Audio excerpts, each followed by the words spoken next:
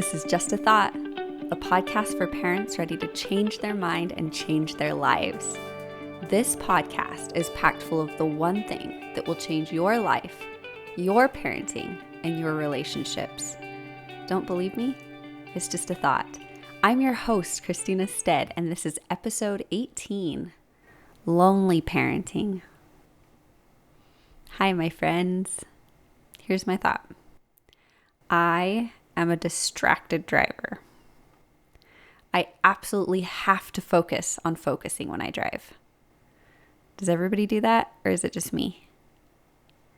Maybe some of us more than others just naturally focus instead of trying to multitask when they're driving.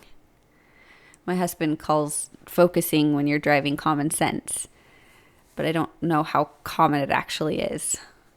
For me, if I'm not focusing on focusing, I like to look around a lot when I'm driving.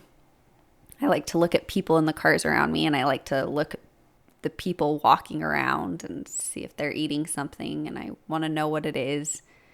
Is it ice cream? What flavor do they have over there as I fly by them? I also like to read signs, which of course sometimes that's helpful, but if I get too interested, then I forget to focus on where I'm going, and obviously that's not safe. But moderation. The signs are there to be read and help us get where we want to go. But when my focus on the sign becomes my priority, I'm in for a rough ride. So when I read this post the other day by Jess Johnston from Wonder Oak, I had to share it. She is spot on. She says, "Girl, stay in your lane. Don't look around you. Don't worry if you're moving slow when everyone else is going fast." I want to stop here a minute and add to her analogy. Sometimes we need to start slow before we speed up. Some people go way faster on the road than we are ever comfortable with. Some go slower, and we don't have to go slower or faster to please them. Go the appropriate pace for you. Also, if something is wrong with your car or being weird, there's no shame in pulling over and calling for help. Call a friend. Call a mechanic. What if we treated our mental and emotional help more like a car and less like a mistake? What if when things felt weird or off, we automatically slowed down, pulled over, and called a friend or a professional to help us?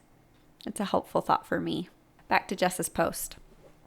Don't stress that no one else seems to struggle with that one thing you struggle with.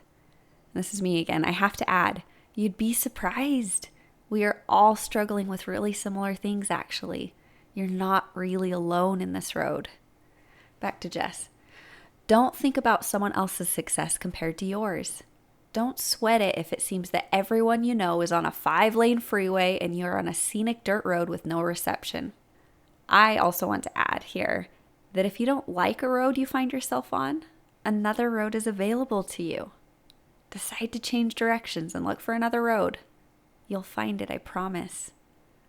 All good things are available to you. Be patient and begin moving in the direction you want to go. Back to Jess again. Girl, this is your life. You are unique and different from every person. There is only one lane you belong in, and that's yours. And she goes on, but I'm going to skip to the end. You be good at being you. Girl, stay in your lane because that's where you will love your best life. Actually, I don't know if she says love or live. Okay, apparently she says live your best life. But, you can love your best life too. So I'm just going to keep it. Know your role, know your road, and stay in your lane. I read that book title recently and I was like, yes, yes, yes. I'll probably look into reading that book. It's by Tarshish S. Newberry. So you might be wondering at this point, what does all this have to do with lonely parenting? Sometimes I struggle to take care of my own needs. And I start looking at other people's models, trying to get in their heads and in their lanes. And I feel guilty about doing things to take care of me. As if taking care of me somehow inherently takes something away from them and their needs. And if I start thinking in that direction, I can find lots of thoughts that support it. But those thoughts are me swerving in the other lane. Sometimes they are me being a backseat driver and telling someone else how they should be driving. And they're me feeling insecure because there's a road over there across the highway going the opposite direction. And with so many cars going that direction, sometimes I wonder, am I going the wrong way? I guess I need to figure out where I want to go, huh? These thoughts and comparisons cause me to feel resentment, shame, and jealousy. And these are what make my parenting experience feel very lonely and disconnected. Because if I don't know my role and I don't know my road, it's hard to know what my lane even means. I was thinking about this concept a few Sundays back. I've had a love-hate relationship with Sundays for a long time. I love having a day set aside to worship God and to remember my Savior and His sacrifice and His grace. I love renewing my baptismal covenants and partaking of the sacrament. I love spending time with my family and having that time set aside to do things I wouldn't normally do to fill my spiritual cup. But sometimes Sundays can become a day of resentment instead of a day of rest. I found myself resenting my husband every single Sunday for a long time because he likes to do his Sundays differently than I do mine. And for a long time, I resented our differences.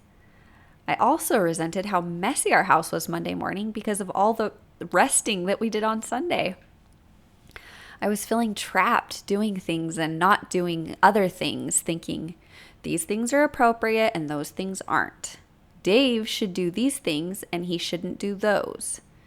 And I started focusing on him so much that I forgot to think about what I wanted my Sunday to look like for me. How did I want to show up? What did I want to do with that day to worship God and rest and feel fulfilled? What did I want to encourage my family and my children to do without all the judgment? If you're also a member of the Church of Jesus Christ of Latter-day Saints, you might understand what I'm talking about. Within our church, we have some outlines stating what we should and shouldn't do on Sunday. But what's kind of confusing is we also believe in the spirit of the law as well as the letter of the law, which can discount some of those shoulds and shouldn'ts in some situations. We are told that we as a people may keep ourselves unspotted from the world by properly observing the Sabbath. But what does that mean? I like to look at how Christ viewed Sabbath observance. During Christ's mortal ministry, he lived among the Jews who believed that they should only walk a certain distance on the Sabbath. But Christ came and taught differently. He asked questions, which is a powerful way to redirect our thinking. He asked, "Is the Sabbath made for man or man for the Sabbath?" And he got people thinking, what is acceptable on the Sabbath and when? So I'm not here today to tell you what is acceptable for you to do on the Sabbath. I can direct you to recommendations from the Church of Jesus Christ. But ultimately, you're the one who gets to determine what's acceptable for you and the Lord on the Sabbath, and for those in your family that you have a leadership role over. Whether we give someone else the label of control of what we do or not, ultimately what we do comes down to us and what we think. I was listening to another woman getting coached on this very same thing when I realized that I can have the Sunday I want to have. I can take a nap on Sunday if I want. I can cook a special meal or have food prepped in advance. I can go to the store if I want. I can sit and scroll through Facebook all day long. I can read a book or read my scriptures. So what do I want to do? What results do I think I'll get by doing it? What results do I want? What do I want to feel? These questions are great resentment killers. Resentment is a sign that we're ignoring our own needs, that we're in someone else's lane. Resentment for me is fueled by a few different types of thoughts. I imagine my brain is a big bookshelf and it's filled with a bunch of different books. There are always books or thoughts coming and going, and I can look at them and decide if I want to shelf them and keep them or if I want to just let them float on by. They're flying books, of course. That's how they fly on by. My bookshelf has labels that are based on topics that seem popular and relevant to me, or at least were at some point in my life. And if I come across thoughts or books, for analogy purposes, that fit in that category, I tend to keep them and put them on the shelf with a label I think fits with them. So one shelf I have is called What Others Should and Should Not Do. Another is called What Is Required for Me to Feel Peace. And I used to think that the first bookshelf, the What Others Should and Should Not Do, was a prerequisite for me to read and check off before I could read and check off the next book, What Is Required for Me to Feel Peace. I still think that my bookshelf full of what others should and should not do is helpful for me, but when they don't follow it, I no longer think that they're wrong, because that's their lane. But I can still think that what they did is wrong. But maybe they're not wrong for doing it. I don't have to judge, which is an awesome blessing. I thought I needed to manipulate what others were feeling and thinking before I could feel peaceful and content. I used to think I needed to mistreat them if they did things they shouldn't, in my book, or feel miserable if they were miserable, angry if they were angry. I thought I needed to pretend I was happy when I wasn't, because I thought we were all supposed to be happy all the time, and I felt guilty when I felt sad or disappointed. A whole lot of judgment piled on our thoughts makes them even more painful. All this guilt and judgment of myself, my husband, other parents, my friends, my children made parenting lonely and emotional. I didn't have a respectful relationship with myself. I was too worried about what others were doing or not doing or thinking. I was not in my lane. And obviously I don't just change overnight, but now I'm super excited to start planning these road trips of my own life more intentionally. I'm enjoying spelling out what I want my life to look like, all the while embracing what already is. Where am I at already?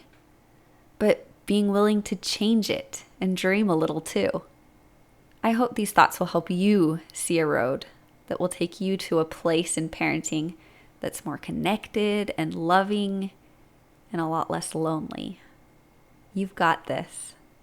This is Christina Stead, and this is just a thought.